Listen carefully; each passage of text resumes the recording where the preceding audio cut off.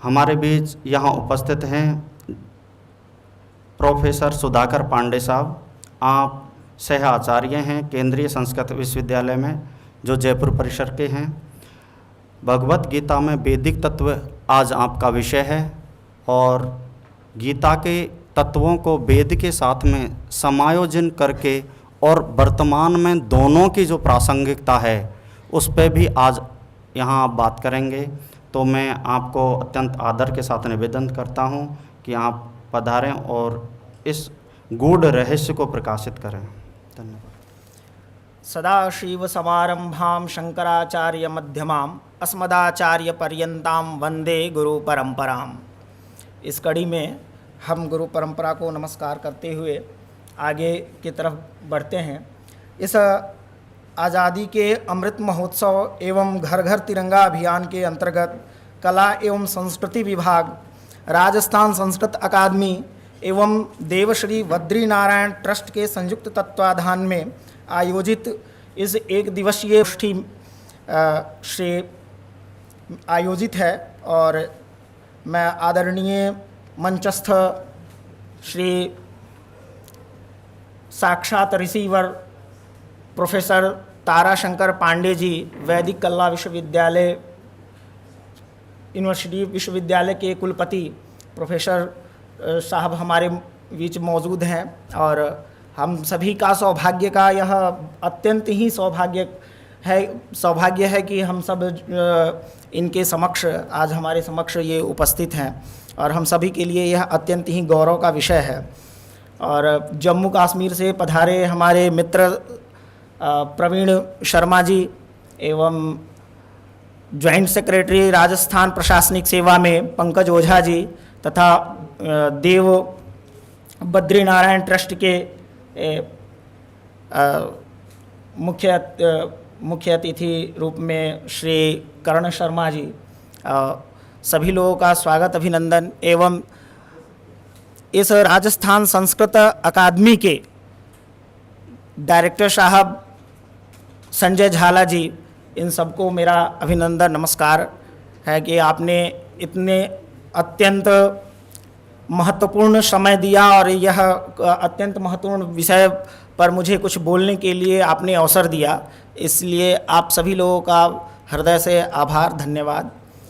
हमारा विषय है वेद में श्रीमद् भगवत गीता में वैदिक तत्व। श्रीमद् भगवत गीता में वेद के क्या तत्व हैं, वेद के विषय, वेदों का विषयों का किस प्रकार से उसमें सन्निहित है, क्योंकि प्रायः सभी जगह हम लोग सुनते हैं और देखने को मिलता है कि काफ़ी विद्वान भी कहते हैं कि भगवान के मुख से ही निःसरित है। तो सर्वप्रथम हम वेद को जानना चाहते हैं कि वेद है क्या। आखिर इस जो वेद है वर्तमान में, इस वेद के लिए, वेद के ऊपर प्रायः कई प्रकार के लोग प्रश्न चिन्ह भी लगाते हैं कि क्या है वेद, वेद इतनी प्राचीन ग्रंथ है। तो वर्तमान में यह मंथन करने का विषय है और इस विषय पे हम लोग जो है चर्चा करने जा रहे हैं। तो वेद के आचार्यों ने वेद की व्याख्या करते हुए कहा है कि वेद से हम लोगों को क्या लाभ मिलता है।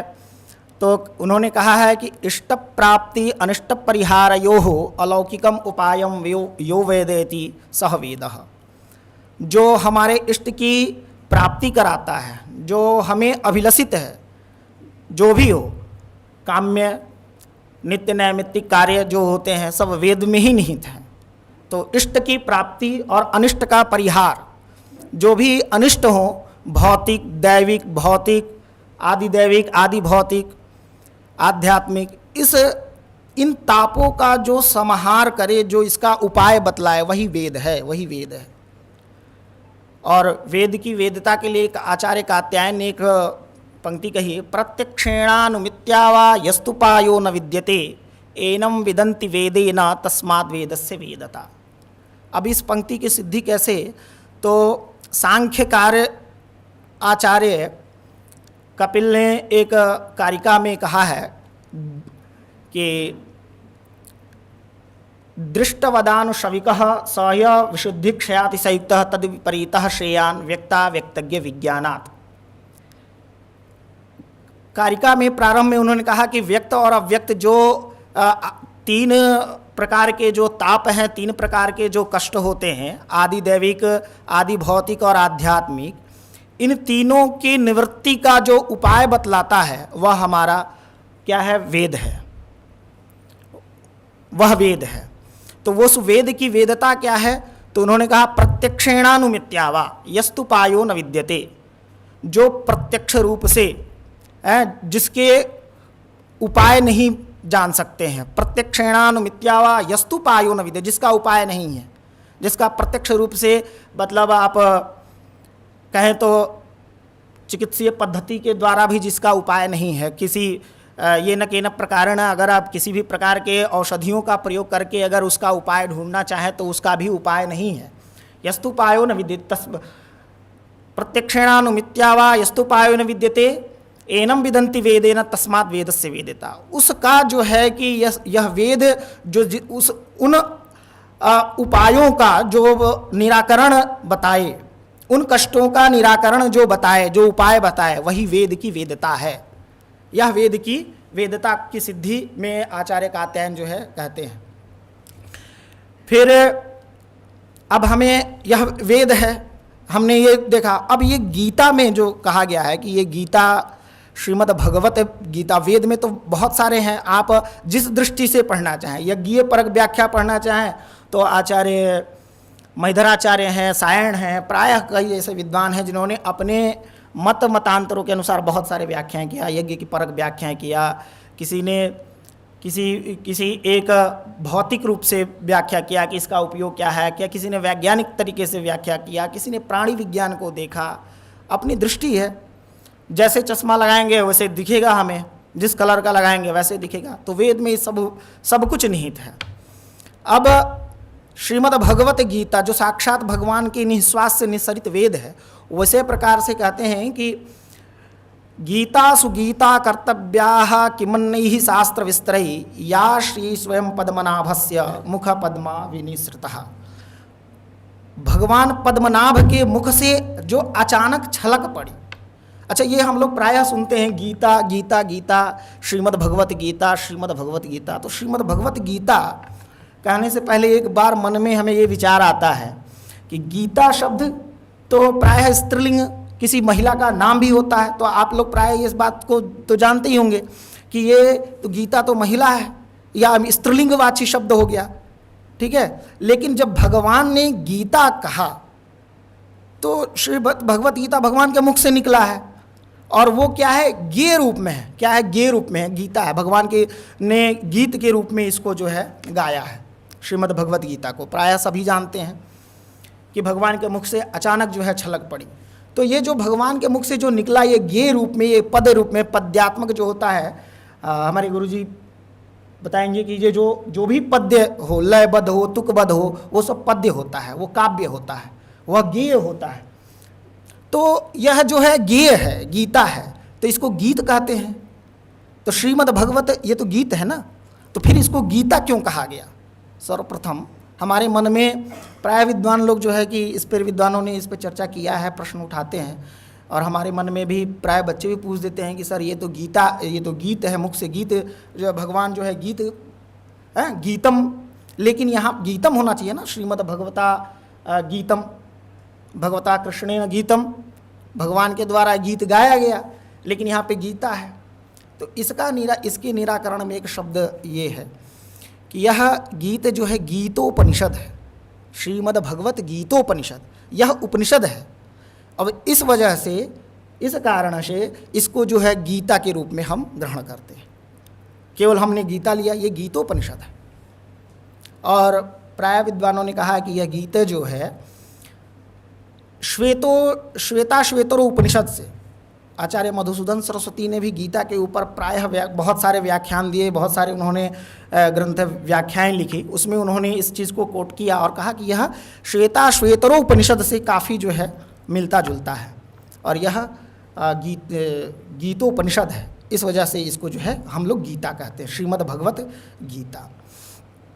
तो अच्छा, ये भी होता है कि ये वेद जो है, कहते हैं कि ऋषयः मंत्र द्रष्टारः, ये ऋषि जो है मंत्रों को इन्होंने देखा, ऋषियों ने मंत्रों को देखा, मंत्रों को सुना, तो ऐसे कैसे सुन लिया? आजकल हम लोगों को क्यों नहीं दिखता है? प्रायः लोगों के मन में आजकल जो है लिबरल टाइप के लोग होते हैं, बहुत सारे क्वेश्चन करते हैं।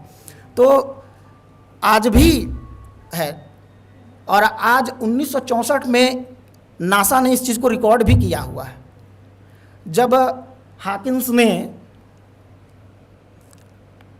एक थ्योरी दी थी, बिग बैंग थ्योरी, जिसको विस्फोट सिद्धांत कहते हैं। नहीं, बिग बैंग थ्योरी जब दी थी 7.30 बिलियन पूर्व जो है बिग बैंग हुआ, उस विस्फोट के बाद बहुत सारे पार्किंग्स निकले उसमें से। अब वो जो है तरल रूप में थे, वो तरल रूप में थे, और as it is a plasma, और वो तरल रूप में थे, और धीरे धीरे वो बिंदु कणों में, जो अणु के रूप में, काणाद ने भी इसका बहुत अच्छा से व्याख्या किया है अपने वैशेषिक ग्रंथों में, कि जो पार्किंग्स निकले तो वो एक सेकंड के बाद वो बिंदु कण रूप में हो गए, और बिंदु कण रूप में होंगे। अच्छा, इस चीज़ को आप प्रैक्टिकली देखते होंगे, बड़े से जब विंडोज़ या बड़े से जो एलसीडी पे देखते होंगे या कैमरा के माध्यम से देखते होंगे, तो आपको कोई भी पिक्चर बनती होगी तो आपको डॉट डॉट डॉट डॉट दिखता होगा। या आपने डीएनए का थ्योरी वगैरह भी देखा होगा, तो उसमें डॉट डॉट डॉट डॉट करके बन रहा है, एक दूसरे से जुड़ता है, लेकिन वो किसी को नुकसान पहुंचाने वाला नहीं होता है। वो जितने भी होते हैं, जो भी डॉट्स होते हैं, वो अपने परजीवी को, मतलब अपने साथ वाले के जो है वो खत्म नहीं करते, नष्ट नहीं करते हैं, बल्कि उनके साथ मिलकर के एक स्वरूप का निर्माण करते हैं। वो एक स्वरूप का निर्माण करते हैं। आप लोगों ने देखा हो कि डीएनए के अनुसार आजकल भी कुछ भी होता है तो हम लोग जांच में डीएनए का प्रयोग करते हैं, डीएनए का जांच करते हैं, डीएनए से पता चलता है कि ये इस वंश का है, इससे मिलता जुलता है, ये सारी चीज़ें हैं। तो उसका उन्होंने ये जिक्र किया। इस चीज़ को हम लोग भी मानते हैं, बिग बैंग थ्योरी को अगर हम लोग भी मानते हैं कि 7.30 बिलियन पूर्व जो है बिग बैंग हुआ, और इसके बाद जो पार्किंग्स जो वो निकले, वो डॉट डॉट में हुए और एक आकृति रूप में बने। और इस चीज़ को भी हमारे यहाँ लोगों ने बताया है कि ये जो प्रक्रिया है, इस प्रक्रिया के तहत कुछ 48 लाख बिलियन बाद एक जो है, अभी जैसे हम लोग का ब्रह्मवैवर्त एक अभी स्मरण नहीं आ रहा है, एक हम लोगों का भी मनवंतर, वो मनवंतर कुछ बिलियन के बाद चेंज होगा। तो ये चेंज होगा, ये उसके बाद क्या है, साइक्लिक रूप से साइक्लिक रूप से फिर हम आएंगे, क्योंकि हमारे यहाँ पुनर्जन्म के सिद्धांत को माना जाता है। हमारे यहाँ पुनर्जन्म के सिद्धांत को माना जाता है, इसलिए हम फिर आएंगे। ज़रूरी नहीं है कि, और हो सकता है कि आप इस जगह पे हों, हम आपके जगह पे हों, चेहरा सेम रहेगा। ये हमारे यहाँ पुनर्जन्म के सिद्धांत के अनुसार हम इस चीज़ को मानते हैं। लेकिन पाश्चात्य जो है वो केवल एरो मानते हैं, लीनियर अप्रोच। हम जो है साइक्लिकल अप्रोच को मानते हैं। हमारे यहाँ पुनर्जन्म के सिद्धांत को माना जाता है। We are responsible but they are only punctuality. वो लोग पंक्चुअल होते हैं, समय को पकड़ते हैं। स्विट्जरलैंड में जब घड़ी का आविष्कार इसीलिए किया गया कि उन लोगों को बस पंक्चुअलिटी, समय को देखना है, उनको प्रकृति का दोहन करना है। वो जानते हैं कि हम दोबारा नहीं आएंगे, हमारा जन्म दोबारा नहीं होगा, इसलिए हमें संसाधनों को निचोड़ करके हमें इसका यूज़ करना है, हमें उपभोग। और हमारे यहाँ जो शास्त्रों का अध्ययन किया गया, क्यों, और प्रकृति का दोहन नहीं हुआ। हमारे ऋषि महर्षि अगर चाहते तो बहुत सारे ये सब आविष्कार कर सकते थे, ऐसा नहीं है। हमारे यहाँ भी बहुत सारे आविष्कार हो सकते, लेकिन हमारे यहाँ पुनर्जन्म के सिद्धांत कि भाई हमारे आने वाली पीढ़ी जो है, इस प्रकृति का अगर हम दोहन करते हैं, अगर हम प्रकृति का दोहन करते हैं तो इससे जो नुकसान होगा हमारे पीढ़ी को होगा, कल हम जन्म लेंगे तो। और उन्होंने इस साइक्लिकल अप्रोच से बचने के लिए इन्होंने मोक्ष को ढूंढा, और इन्होंने, हमारे ऋषियों ने मोक्ष के लिए प्रयास किया कि हम इससे कैसे बचे। तो इन्होंने गीता को, वेद को पढ़ा, और इससे जो है उन्होंने रिसर्च किया और देखा कि एक ध्वनि निकल रही है, इस पृथ्वी से ध्वनि निकल रही है, और वो ध्वनि है ओमकार की। आप किसी वीरान स्थल पे, प्रायः सर चर्चा कर रहे थे कि उत्तराखंड में मुझे अच्छा लगता है। क्यों अच्छा लगता है? इसका रीज़न ये है कि वहाँ पॉल्यूशन फ्री है, वहाँ गाड़ियों का, वहाँ ध्वनि प्रदूषण नहीं है। कहीं ना कहीं लगता है कि हाँ यहाँ हम लोग शांत हैं, लेकिन किसी न किसी प्रकार की ध्वनि हो रही है। तो ये ध्वनि हमें अपनी आत्म चेतना को, हम अपने आप को नहीं सुन पाते हैं। आप मन में कोई चीज़ गुनगुनाते हैं, आप मन में किसी चीज़ को आप एक बार गुनगुना कर देखिएगा और कानों को बंद कर लीजिएगा, लेकिन लगेगा कि आप जो बोल रहे हैं अंदर से वो खुद आपको सुनाई देती है। आप बिल्कुल भी अगर स्लो मोशन में बोलेंगे, बिल्कुल माने एडिबल, जो बगल में जो व्यक्ति होगा वो अगर सुन भी नहीं सकता, मतलब काफ़ी शार्प सुनने में भी अगर वो शार्प माइंडेड हो, फिर भी वो आपके चीज़ों को नहीं सुन पाएगा, लेकिन आप अपनी चीज़ को सुन पाएंगे। लेकिन आज के समय में ये संभव नहीं है। लेकिन हाँ, उस समय ऋषि महात्माओं ने कंदराओं में जा कर के और इस चीज़ को सुना, ध्वनि को सुना, और उन्होंने देखा कि ये ओम की ध्वनि निकल रही। आप प्रायः सुनते हैं कि भगवान जो है शंकर डमरू बजाते हैं, 14 सूत्रों का निर्माण होता है और उससे पाणिनि इतने बड़े व्याकरण का रचना करते हैं। तो वो क्या है? उन्होंने उसको सुना और उसको उस ढंग से रिसर्च किया। हर सिक्के के दो पहलू होते हैं। हर वाक्य, कोई भी शब्द कहेंगे, आप उन शब्दों को देखेंगे तो उसके हर व्यक्ति एक निगेटिव वे में बोलेगा और उसको, उसी चीज़ को कोई व्यक्ति निगेटिव और पॉजिटिव में भी लेगा। ठीक है, तो इस तरह से उन लोगों ने अपने अपने ढंग से उस चीज़ को लिया, रिसर्च किया, तो वो ओम की ध्वनि को इन लोगों ने सुना। और उस ओम, और इसीलिए सब जगह कहा गया है कि वेद में सबसे पहली प्रणवाक्षर, आद्य प्रणवाक्षर का अथकारम भाष्येषु ओमकारम वेदेषु, वेदों में ओमकार और अथकार भाष्यों में, ग्रंथों काव्यों में जो है कि लिया जाता है। मंगलवाची शब्द है, मंगलाचरण किया जाता है। मंगलाचरण सब लोग जानते हैं, किसी भी कार्य को प्रारंभ करने के लिए पहले मंगल का आचरण करते हैं। तो ये मंगलाचरण जो है हम ओम का लेते हैं, उच्चारण करते हैं। तो ओम जो है, और इस चीज़ को 1964 में, आखिर देखिए जो चीज़ें हमारी हुई हैं उसको नासा इत्यादि जो भी हैं ये सब बाद में हुए हैं और एक्सेप्ट कर रहे हैं।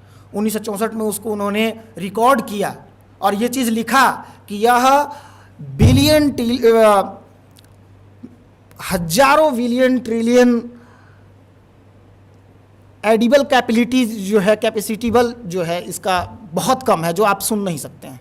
इसकी ध्वनि आप साधारण तरीके से नहीं सुन सकते, साधारण कानों से, साधारण किसी यंत्र से इसको नहीं सुन सकते हैं। बहुत स्लो मोशन में है और इसको उसने नोटिफाई किया और इसने लिखा है कि यह जो है कि हजारों बिलियन ट्रिलियन जो है कि बहुत कम साउंड में है, और उसने रिकॉर्ड करके कहा कि ये, और इस चीज़ को हमारे मुंडकोपनिषद में भी ओमित्याक्षरम ओम इत्यादि शब्दों के द्वारा मुंडकोपनिषद में परिभाषित किया गया है, बताया गया है कि ओम का जो है सर्वप्रथम जो है उच्चारण और पृथ्वी करती है। आप लोग प्रायः महाभारत इत्यादि देखते होंगे, पहले जो आता था दूरदर्शन पे, तो आप लोगों ने देखा होगा कि मैं धरती माँ हूँ, इस तरह से वाक्य बताया गया है कि मैं धरती माँ हूँ और मैं ये, इस तरह से बहुत सारी चीज़ें उस पर वो कह रही हैं। तो ये पृथ्वी कहती है, पृथ्वी से ये सारे साउंड निकलते हैं। ठीक है, और हमारे यहाँ इस चीज़ को जो है कि मंत्रों को, जो भी मंत्र हमारे यहाँ है वो एक प्रकार से चिकित्सीय पद्धति है। अगर आप चिकित्सीय पद्धति की दृष्टि से देखते हैं तो वो एक थ्योरी है, साउंड थ्योरी, साउंड थेरेपी। और अमेरिका इत्यादि देशों में बहुत सारे ऐसे संस्थान हैं, बहुत सारे ऐसे हॉस्पिटल हैं जिसमें साउंड थेरेपी दी जाती है। आपने कुछ दिन पहले आपने सुधीर चौधरी का एक डीएनए वो आता है रिपोर्ट, आप लोगों ने देखा होगा कि उसने एलबीएस में महामृत्युंजय मंत्र के ऊपर एक रिसर्च हुआ था एम्स में, जिसमें लगभग 20 या कुछ जो पेशेंट हैं उनके ऊपर ये साउंड थेरेपी को लागू किया गया। इसके ऊपर हैदराबाद में, बेंगलोर में, लखनऊ में भी रिसर्च हो चुके हैं। लेकिन ये चीज़ें आप सब लोगों ने देखा होगा कि सुधीर चौधरी ने इस चीज़ को बहुत अच्छे से नोटिस किया है, बताया है। कि इस पे ये थेरेपी हुई है, साउंड थेरेपी, मंत्र का उच्चारण किया गया है और सुनने वालों को जो लाभ, सेम पेशेंट और सेम मेडिसिन दिया गया और जिनको सुनाया गया वो लोग जल्दी प्रभावशाली हुए और जल्दी ठीक हुए, और वो जो लोग हैं वो उनके ऊपर कोई प्रभाव नहीं हुआ मेडिसिन का। तो ये साउंड थेरेपी है, और इस साउंड थेरेपी को हम लोग जो है इस चीज़ को लेते नहीं हैं। इसलिए हमारे पूर्वजों ने ये वेद को उच्चारण के लिए, वेद केवल कंठस्थीकरण पर विशेष बल दिया, और हमारे झाला साहब इसके लिए काफ़ी जोर शोर से लगे हुए हैं। हमने देखा कि ऐसे नए नए वेद विद्यालयों को खोल रहे हैं, नए नए वेद विद्यालयों को चालू कर रहे हैं। वहाँ ने अध्यापक नहीं है तो उनको अध्यापक भी दे रहे हैं, वहाँ धन कम है तो उनकी धन की भी व्यवस्था कर रहे हैं, कई ट्रस्टों को जोड़ करके। ये बहुत बड़ा एक ऋषि के समान जो है यह कार्य कर रहे हैं। कई प्रकार से लोग करते हैं ना, तन से, मन से, धन से। तो सर जो है सर को हमने देखा तन और मन दोनों प्रकार से और धन से भी काफ़ी लगे हुए हैं। एक व्यक्ति, एक अध्यापक को लाने में, और इन्होंने काशी से, आज भी हमारे पास जो है एक फ़ोन आया कि गुरुजी हम धौलपुर में ज्वाइन किए हैं, किसी ने मंडा में हो, तो वाराणसी से विद्वानों को बुलाना, और यहाँ बहुत कम धन हो पाता है, तो वहाँ पे उनके लिए 2-2 संस्थाओं को उन्होंने ऐड किया। तो ये एक प्रकार का बहुत बड़ा मतलब मिशन है, और सर का एक बहुत बड़ा, माने वेद के रक्षा में इनका बहुत बड़ा योगदान है, और इस चीज़ को करना चाहिए। लेकिन हमारा विषय है श्रीमद् भगवत गीता में वेद का मुख्य तत्व जो है, तो हम इस पर थे कि श्रीमद् भगवत गीता, जो लोग कहते हैं कि पद्मनाभ, भगवान पद्मनाभ के मुख से यह साक्षात निःसरित हुई है, साक्षात श्वास लेने मात्र से प्रकट हुई है, तो ये कैसे वेद तुल्य है? क्या इसको हम फॉलो कर सकते हैं? तो बिल्कुल। श्रीधराचार्य ने भी कहा है कि कृष्ण शब्द, जो कृष्ण धातु है, यह सत्तावाची है, आकर्षण है और ण आनंददायक है। कृष्ण सत्तावाची है, सत्ता और आनंद दोनों ही इस गीता से मिलता है। अगर आप कहें कि इससे हमें भौतिक लाभ क्या हो सकता है, हमारे आचार्यों ने पहले जो हमारे गुरुजन गुरुकुलों में कहते थे कि बस तुम पढ़ो, इसका लाभ मत पूछो कि हम ये पढ़ेंगे तो मुझे क्या लाभ है, चाहे इसका क्या अभिप्राय क्या है, इससे क्या फ़ायदा होगा मुझे क्या, तो बस वो रटा देते थे। और उसका कारण ये था, आज मुझे पता चलता है कि उस रटने मात्र से और उसका पाठ करने मात्र से, प्राय घरों में देखते होंगे कि लोग कहते हैं गीता पाठ का बड़ा ही महत्व है। और इस गीता की महिमा को हम क्या कहेंगे? क्व कृष्ण प्रभवो गीता, क्व कृष्ण प्रभवो गीता, क्व जाल्प तुतुर। कालिदास ने एक पंक्ति में कहा है कि रघुवंश की चर्चा में कहते हैं कि मैं रघु के कुल का क्या वर्णन करूंगा इस छोटी सी टूटी सी नैया को लेकर के। तो उसी प्रकार से इस गीता, जो इतनी महान गीता है, इस गीता का हम व्याख्यान क्या कर पाएंगे, लेकिन फिर भी हम वाचालता के लिए थोड़ा सा प्रयत्न करेंगे कि, तो ये गीता में उन्होंने सर्वप्रथम कहा है कि धर्म क्षेत्रे कुरुक्षेत्रे समवेता युयुत्सवः मामकाः पांडवाश्चैव किम कुर्वत संजय। धृतराष्ट्र का पहला ही वाक्य होता है धर्म क्षेत्रे कुरुक्षेत्रे समवेता युयुत्सवः। इस धर्म क्षेत्र में जो आज कुरुक्षेत्र है, ये क्या कर रहे हैं हमारे जो मामकाः। देखिए इसमें तो बड़ा एक एक शब्द का अलग है, लेकिन हमें बस वेद के ऊपर देखना है। तो मामकाः शब्द से उन्होंने कहा है कि यह जो मेरे और पांडव, विच्छेद तो उन्होंने पहले ही दिखा दिया। और धर्म क्षेत्र, तो धर्म क्षेत्र को, जो धर्म क्षेत्र था वो धर्म क्षेत्र कैसे था? तो कहते हैं कुरुक्षेत्र देवानाम यजनम देव सदनम। जबालोपनिषद में है, शतपथ ब्राह्मण में भी इस पंक्ति को कहा गया है कि यह देवताओं का सदन है, घर है, ब्रह्म प्राप्ति का स्थान है। वहाँ आप ब्रह्म सरोवर है, वह जो है ब्रह्म प्राप्ति का स्थान है। सरस्वती नदी के तट पे, वर्तमान में विलुप्त है सरस्वती नदी। सरस्वती नदी के तट पे उस धर्म क्षेत्र का विशेष महत्व है। और ज्वालोपनिषद में ये कहा गया है। अच्छा, उपनिषद जो है, उपनिषद शब्द को साक्षात शंकराचार्य, भगवत्पाद शंकराचार्य जी कहते हैं कि ये उपनिषद उपनिषद, उप सामीप्य, नि निश्चयेन, और शद का अर्थ होता है बैठना। उन्होंने एक धातु लिया है शदलरी शरणावगतम। तो यहाँ पे जो निश्चय रूप से अपने गुरु के सामीप्य में स्थिर रूप से बैठता है वह उपनिषद कहलाता है। तो इस तरह से यह, और उपनिषद क्या है कि वेदांत भाग है, इसको कहा जाता है वेदांत, वेद का अंत भाग। जब ये वेद का अंत भाग उपनिषद है तो उपनिषद साक्षात वेद हुआ। और वेद का वाक्य है कि धर्म क्षेत्रे कुरुक्षेत्रे, धर्म जो है, धर्म क्षेत्र जो है वह देवताओं का सदन है, देवताओं का घर है, और वहाँ से मुक्ति प्राप्ति के लिए। आगे ही एक और श्लोक है, शंकरो नरकायैव कुलघ्ना नाम कुलस्य च पतंती पितरो येषाम लुप्त पिंडोदक क्रिया। इसमें चर्चा करते हैं कि शंकरो नरकायैव कुलघ्ना नाम कुलस्य च पतंती पितरो येषाम, जब पितर लोग, जब जब वर्ण शंकर हो जाएगा तब हमारे पितर लोग नष्ट होंगे। तो उनको जो है पितरों को पिंडदान इत्यादि से जब मुक्ति कैसे मिलेगी? मुक्ति तो नहीं मिल पाएगी। वेद में भी है कि ये जो वाक्य है पितरों का, ये पितर तर्पण, नमः पितृभ्यः स्वधाभ्यः स्वधा नमः प्रपिता, इस तरह से है। दर्श पूर्णमासिया का प्रथम अध्याय शुक्ल यजुर्वेद में ये मंत्र है। इस मंत्र में दिखाया गया है कि यहाँ जो है कि पितरों के लिए हम जल अर्पण करते हैं, तिलांजलि देते हैं, तो जिससे हमारे पितरों की मुक्ति मिलती है। आगे दूसरे अध्याय में भगवान कहते हैं कि क्लैब्यम मा समगमः पार्थ नैतत्वयुपपद्यते क्षुद्रम हृदय दौर्बल्यम त्यक्तोतिष्ठ परंतप। अब हमने कहा था ना सत्ता है, अब भगवान जो है, अब सत्ता जो है गीता से सत्ता और आनंद की मिलती है।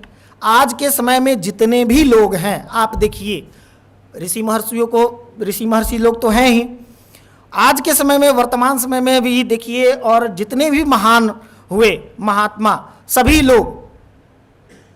लोग गीता को ही धारण करके महान हुए। स्वामी विवेकानंद, महात्मा गांधी, ऐसे विभिन्न प्रकार के बहुत सारे महापुरुष हैं। स्वामी विवेकानंद ने भी कहा है कि उत्तिष्ठत जागृत प्राप्य वरा निबोधयत्। उन्होंने एक पंक्ति कही थी कि awake, arise awake wake up, arise awake still not, stop not still then reach the goal. जब तक चलते जाओ, जब तुम्हें सफलता नहीं मिल जाती। उन्होंने भी कहा है कि उठो, जागो और अपने लक्ष्य को प्राप्त करो। गीता में साक्षात है क्लैब्यम मा समगमः पार्थ, अपनी जो है, अब यहाँ क्लिब शब्द से लोग कहते हैं, प्रायः कई व्याख्याकारों ने नपुंसकता को भी वो किया, लेकिन यहाँ नहीं। ओज क्षीण से, ओज तेज से क्षीण हो करके अपने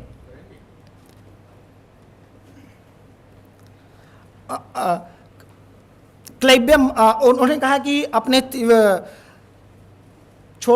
उठो पार्थ, उठो और अपने लक्ष्य को प्राप्त करो। क्लैब्यम मा समगमः पार्थ। आगे भी कहते हैं कार्पण्य दोषोपहत स्वभाव, अपनी कृपणता को छोड़ो। अकृपणता क्या है? शिष्यस्ते हम शाधि माम त्वाम प्रपन्नम। कहते हैं कि शिष्यत्व को, मैं आपका शिष्य हूँ। अब इन्हें शिष्य के लिए भी बहुत सारे वेद में पंक्तियाँ हैं कि अब शिष्य किस प्रकार से, तो समिधाग्नेन्दु वस्यत ग्रेतैर्बोधयता तिथिम। समिधा, जब अग्नि को हम अपना गुरु के रूप में स्वीकार करते हैं तो अग्नि को आधान के लिए हम समिधा को धारण करते हैं। जब हम गुरु के पास जाते हैं तो और एक चंचलम ही मनः कृष्ण प्रमाथि बलवदृढ़ तस्याहम निग्रहम मन्ये वायोरिव सुदुष्करम। समय बहुत कम है इसलिए बहुत ज़्यादा हम चर्चा नहीं कर पाएंगे, थोड़ा सा बता दे रहे हैं कि चंचलम ही मनः कृष्ण प्रमाथि बलवदृढ़ तस्याहम निग्रहम मन्ये वायोरिव सुदुष्करम। ये मन जो है काफ़ी चंचल है और इस मन के ऊपर भी वेद में कहा गया जज्जाग्रतो दूरमुदैति दैवं तदु सुप्तस्य तथैवैति दूरंगमं ज्योतिखान ज्योतिरेकं तन्मे मनः शिव संकल्पमस्तु। शिव संकल्प सूक्त में वेद भाष्यकारों ने भी कहा और इस मंत्र का साक्षात अर्थ है कि यत जागृत अवस्थायाम, जो हमारा मन जागृत अवस्था में और सुसुप्तावस्था में दोनों समय दूर दूर तक जाता है। इस चीज़ को आप लोग भी अपने जीवन में देखते होंगे कि हम सोए रहते हैं फिर भी निद्रा में पता चलता है कि हम यहाँ से बेंगलोर पहुँच गए हैं, कनाडा पहुँच गए हैं या कहीं मित्र के यहाँ हैं। सोए हैं निद्रा अवस्था में फिर भी स्वप्न देखते हैं। तो इसका मतलब यह है कि मन कभी आपका सोता नहीं है। और गीता भी कहे कि मन चंचल है, चंचलम ही मनः कृष्ण। आत्मा को भगवान कहते हैं कि नैनम छिंदन्ति शस्त्राणि नैनम दहति पावकः न चैनम क्लेदयन्त्यापो न शोषयति मारुतः।